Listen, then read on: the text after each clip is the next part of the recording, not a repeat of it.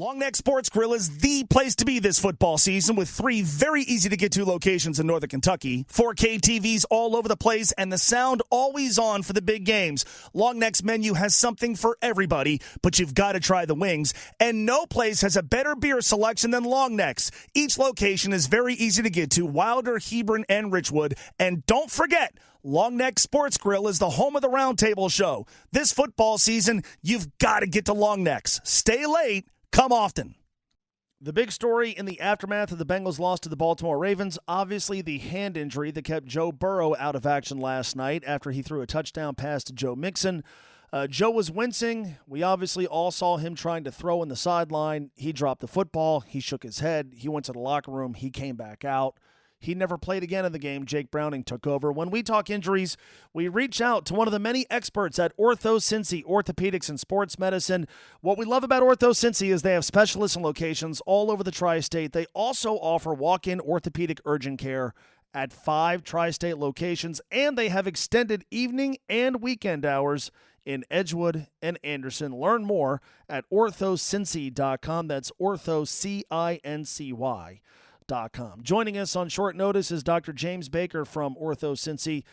All right, let's start with the obvious here, which is we're dealing in speculation. We don't know a lot. We've heard Zach Taylor talk about the fact that he believes it's a wrist sprain, but we don't know. So what are the range of possibilities that we are dealing with here? So I believe the full range would be a simple sprain. It could also be a more severe sprain, or it could be an occult fracture. I think the footage that I've seen and the comments we've heard so far, it's impossible to know.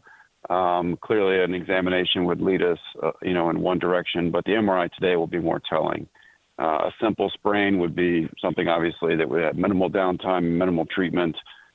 Something more severe could involve some therapy and some modalities, maybe some bracing for a while. Generally speaking, would be a faster recovery, of course, than a fracture. And the fracture is too hard to speculate without more imaging. The one thing that was striking to a lot of us last night watching the game was he's on the sideline. He's trying to grip a football. It looks like he's going to do his throwing motion, and then he basically drops the ball and shakes his head. It seemed to me like he couldn't even grip it. Based on that, are there maybe not conclusions, but are there some assumptions we can make about the injury? It's difficult to tell. Certainly grip strength is a function also of pain. So if someone has pain, they will lose strength because your body will automatically shut down that mechanism, and you load through the wrist with any gripping motion. So certainly it gives some concern that it's more than just a simple sprain. These guys, play through a lot of pain most games. So it does cause me some concern that this is something more than a simple sprain, but I couldn't speculate whether it could be fractured based on that video clip. We've seen some still images of his hand, and it's obviously swollen. Does a sprain usually carry with it that level of swelling that we saw last night? Yes, it certainly can, especially on the back of the wrist. That could be one of the signs that it is, significant, more than a simple sprain. But again, without laying hands on it, it's difficult to tell from a still image. The other thing that I think stood out to a lot of us was he came out of the locker room and he was on the sideline in his uniform with his teammates, but he didn't have anything on the hand. There was no wrap. There was no brace. There was no bandage. Obviously no cast. Can you explain why maybe the hand was just left to be instead of wrapped in something? Medically, I think that's difficult to speculate. Certainly with any sort of even minor sprain, or you might have some compressive garment on or dressing on, or a small brace.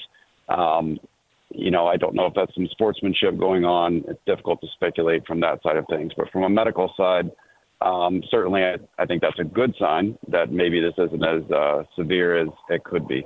If it's on the lower end of severity, if it's a simple sprain and it's the sort of thing that's not going to jeopardize his season, would you say there's a likelihood, or at least a strong possibility, that he could play as soon as next Sunday? Oh, I think if it's a minor sprain, then there's a very strong possibility he could play next week.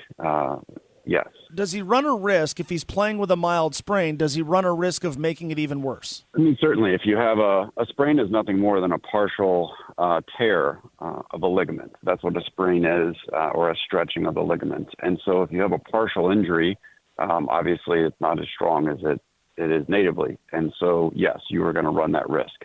But I don't know that necessarily resting him would be the best choice, given if it's a stable injury. I think that's up to the medical professionals treating him.